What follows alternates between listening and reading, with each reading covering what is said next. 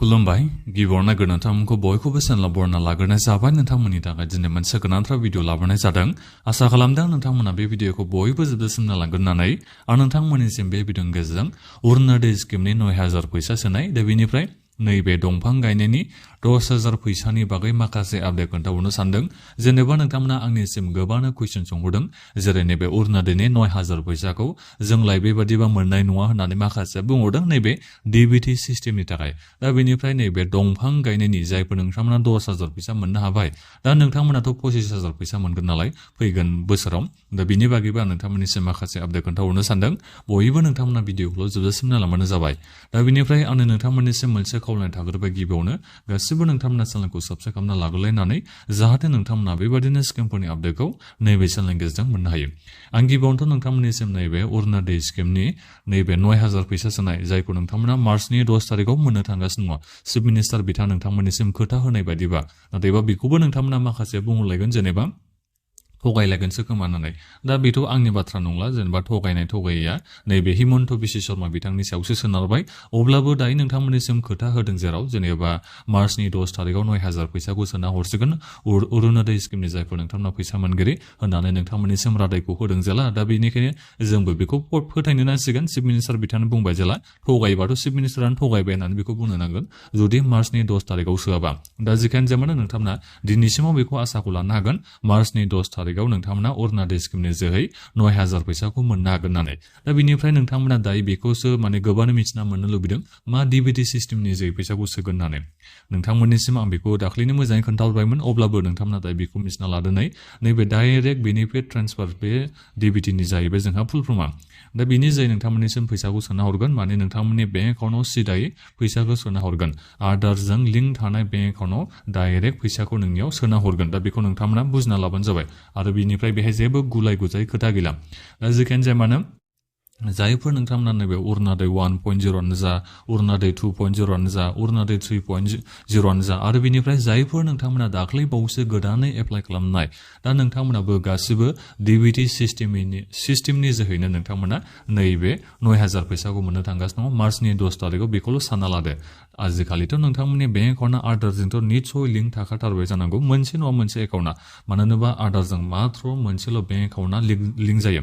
दा बेनिखायनो जाय बेंक एकाउन्टआ आधारजों लिंक दं दा बे नोंनि बे एकाउन्टआवनो नैबे 9000 फैसा हाबगोन अरुणोदय स्किमनिया। दा बेखौ नोंथांमोना गासिबो दायो मिथिनानै मोनबाय जानांगौ। दा बेनिखायनो आं नोंथांमोननिसिम दाख्लै बेनिखायसो बुंहरदोंमोन जेनेबा डिबिटि सिस्टेमनि फैसाखौ सोगोन नालाय। दा बेनिखायनो जायफोर नोंथांमोननिया माने आधारजों जुदि बेंक एकाउन्ट लिंक गैयाबा दा नोंथांमोना फैसाखौ मोनगोन ना मोना खुनु थिग गैला नालाय बुंनो हाला। दा बेनिखायनो आं नोंथांमोननिसिम बेखौ बुंहरदोंमोन जेनेबा नोंथांमोना गावबागावनि बेंकनि ब्रान्सआव थांनानै नोंथांमोना गावबागावनि बेंक एकाउन्टखौ लिंक खालामना लाहैयो होननानै आं नोंथांमोननिसिम बेबायदिनो बाथ्राखौ बुंहरदोंमोन। दा बेनिफ्राय आं नोंथांमोननिसिम बेखौबो खोन्थाहरखादोंमोन नोंथांमोना माबोरै गावबागावनि बेंक एकाउन्टआ आधारजों लिंक जागोन ना जायाखै बेखौ माबोरै अनलाइन चेक खालामना नायनो हायो। आं बिनि बागैबो नोंथांमोननिसिम दाख्लै बावै भिडिअखौ लाबोखांबाय। दा बेनिखायनो जायफोर नोंथांमोना नायाखै भिडिअखौ नोंथांमोना चेनेलाव थांनानै नायबानो जाबाय। अब्ला नोंथांमोना मिथिनो हागोन आरो गमामायैनो नोंनि बे बेंक एकाउन्टआ आधारजों लिंक जामारगोन ना जामाराखै बेखौ। दा बेनिफ्राय बे 9000 फैसाखौ नोंथांमोना गासिबो मोनजोबनो हागोन। नोंथांमोना जेबो टेनसन लाना जायफोर नोंथांमोना सिगाङाव बे नैबे 1250 फैसाखौ डिसेम्बरनि 12 तारिखआव जायफोर नोंथांमोना मोननो हायाखै नोंथांमोना टेनसन लाबाय थादों जेनेबा जों मोनगोन ना मोना गोबां माने गुलाय गुजाय नोंथांमोना आंनिसिम खोथा सोंहरबाय थादों। जेबो नोंथांमोना टेनसन लानांगौनि गोनांथि गैया। अब्लाबो नोंथांमोननिसिम आं एसे सिगाङावनो मोनसे भिडिअनि गेजेरजों बुंहरनाय जादोंमोन जे नोंथांमोना ब्लक अफिसाव थांनानै खबर लाहैनानै जायफोर नोंथांमोना 1250 फैसाखौ डिसेम्बरनि 12 तारिखआव मोनै नोंथांमोना होननानै आं नोंथांमोननिसिम बुंहरदोंमोन। जेनेबा नोंथांमोननि नामा बेनिफिसियेल लिस्टआव थासेयावबो नोंथांमोननि बेंक एकाउन्टआव फैसा थाइसे सोना हरखांनायनि उनावबाबो थांनाय डिसेम्बरनि 12 तारिखआव जेब्ला जोंनि नैबे बिटिसिआव 1250 फैसाखौ सोना हरदोंमोन अब्ला नोङो जुदि बे 1250 फैसाखौ नोंनियाव हाबासैबा एबा नोंथाङा मोननो हायासैबा दा नोंथांमोनखौ आं खावलायखादोंमोन नोंथांमोना ब्लक अफिसाव थांनानै खबर लाहै खामानि मा मावनांगौ दङ बेखौ मावनानै लाहै अब्ला नोंथांमोना नैबे 9000 फैसाखौ मोननो हागोन होननानै आं नोंथांमोननिसिम बुंहरखादोंमोन। दा बेनिखायनो जायफोर नोंथांमोना मावनानै लाबाय नोंथांमोना जेबो टेनसन लानांगौनि गोनांथि गैया। नाथायबा जायफोर नोंथांमोनासो जेनेबा आंनिया जिखियानो जायालै मोनाबाबो जेबो नङा होननानै बेबादि सानदोंबासो नोंथांमोननिया बे गाज्रि साननाय जाहैगोन। नोंथांमोना बेबादि खालामनो नाङा, ओरैनो थाबानि दिनैनि बे खामानिया जानानै फैगोन, बेथ' जाथावनो हाया। दा बेनिखायनो नोंथांमोना जायफोर फैसाखौ मोननो हायाखै थांनाय डिसेम्बरनि 12 तारिखआव 1250 फैसाखौ, दा नोंथांमोना जेनेबा फैसाखौ मोनासै नोंथांमोना ब्लक अफिसावबो थाङालासिनो खामानिखौ नोंथांमोना मावनानै लाहैयासैबा अब्ला नोंथांमोना नैबे 9000 फैसाखौ मोननो हानाय नङा। बेखौ नोंथांमोना साननानै लाबानो जाबाय। नाथायबा जायफोर नोंथांमोना ब्लक अफिसाव थांनानै खामानिखौ मावनानै लाहैबाय, हेल्पलाइन नाम्बाराव जायफोर नोंथांमोना कल खालामनानै खबर लाहरबाय, नोंथांमोना जुदि खामानिफोरखौ मावनानै लाबायबा 9000 फैसा हाबनायाव जेबो थाबथा थुबथा जाया। सिदा ओइदिनखालिनो नोंथांमोना मार्चनि 10 तारिखआवनो नैबे 9000 फैसाखौ नोंथांमोना मोनगोनखौ आसाखौ लाबानो जाबाय। दा नोंथांमोना गासिबो मिथिबाय जानांगौ, गासिबो नोंथांमोना मोनजोबगोन। अरुणोदय 1.0 जा, अरुणोदय 2.0 जा, अरुणोदय 3.0 जा, आरो जायफोर नोंथांमोना दाख्लैबावैसो अरुणोदय स्किमनि थाखाय गोदानै एप्लाइ खालामनाय, दा नोंथांमोननि नामाबो बेनिफिसियार लिस्टआव साननैसोनि उनाव ओंखारना फैखासिगोन। नोंथांमोनाबो मोननो हाखागोन नैबे 9000 फैसाखौ मार्चनि 10 तारिखआव। दा नोंथांमोना गासिबो मिथिना मोनजोब्बाय जानांगौ निस्सय। दा बिनिफ्राय फैदो नैबे सेल्फ हेल्प ग्रुपनि एबा दंफां गायनायनि नैबे 10000 फैसा। दा नोंथांमोना 10000 फैसाखौ सोरबा सोरबा दिनैसिमबो मोनाखै बेबादि बाथ्रा बुंदों, नाथायबा गोबांनो मोनबायबो, बेथ' नंगौ बाथ्राया। नाथायबा नैबे 25000 फैसानिसो नोंथांमोना सोंहरगासिनो दङ। दा बे 25000 फैसाखौथ' नोंथांमोना मोननो हाखागोनखा। 25000 फैसाखौ नोंथांमोना बोरैबा मोननो हागोन, जुदि हिमन्त बिश्व शर्मा बिथाङा इलेक्सनाव देरहानानै सरकारखौ बिथांमोनानो खालामफिननो हाबासो नोंथांमोना 25000 फैसाखौ मोननो हागोन। दा बे 25000 फैसानि बेलायावथ' नोंथांमोना एसे माखासे बेखौ सोंहरदों जोङो हरफिननांगोनसो नामा होननानै। 50%खौ नोंथांमोना हरफिननांगोन, जोबोद खम इन्ट्रेस्ट रेटआव नोंथांमोना हरफिननांगोन। बेखौ मिथिना लाबानो जाबाय। माने खावसेया लन जासिगोन आरो, जेनेबा 12500खौ नोंथांमोना गभर्नमेन्टनिफ्राय ग्रान्टआव मोनसिगोन, बिनिफ्राय 12500 फैसाखौ नोंथांमोना लन बायदि नोंथांमोना मोनसिगोन। नाथायबा बिनि इन्ट्रेस्ट रेटआ जोबोद खम जागोन होननानै जोंहा चिफ मिनिस्टार बिथाङा बुंखादों।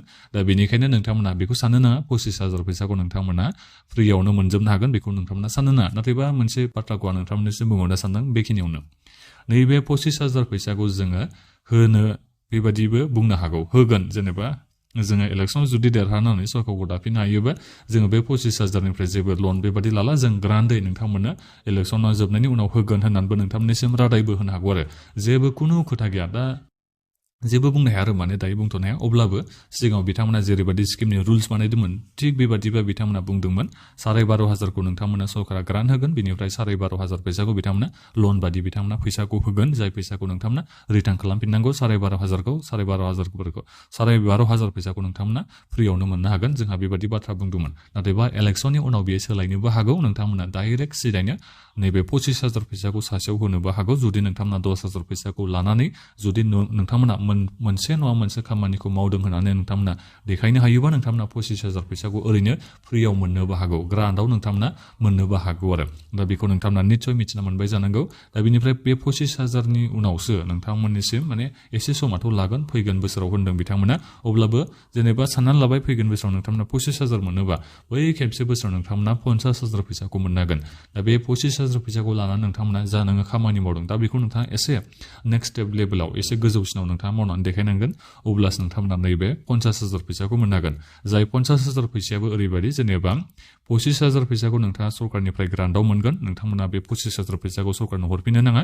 25000 फैसाखौल' नोंथांमोना माने नैबे सरकारनिसिम हरफिननांगोन, एबा सरकारा जेनेबा बेंकनि थ्रुयै नोंथांमोननिसिम फैसाखौ होनो हागौ नालाय। दा बेनिखायनो बे 25000 फैसाखौ लन हिसाबै नोंथांमोना सुदआ एसे खम जागोन, बे सुद बारा बुरजा जानाय नङा। नोंथांमोना बेखौ हरनांगोन आरो बे 25000 फैसानिखौ। 25000 फैसाखौ नोंथांमोना फ्रियावनो मोनगोन 50000, बिनिफ्राय 25000 बाखि थानायखौ नोंथांमोना लन हिसाबै बेंकनिफ्राय मोननांगोन, जायखौ नोंथांमोना रिफान्ड खालामफिननांगोन, जायखौ नोंथांमोना सुदै मलै हरफिननो नांगोन। दा बेखौ नोंथांमोना निस्सय दायो मिथिना मोनबाय जानांगौ। दा जिखियानो जाया मानो एसे उनाव जोंहा गोबां आपडेटथ' ओंखारफैबाय थागोन, जेनेबा बोरै बोरै जालाङो, सोलायबायनो थाखाय नोंथांमोना मिथिखागौ।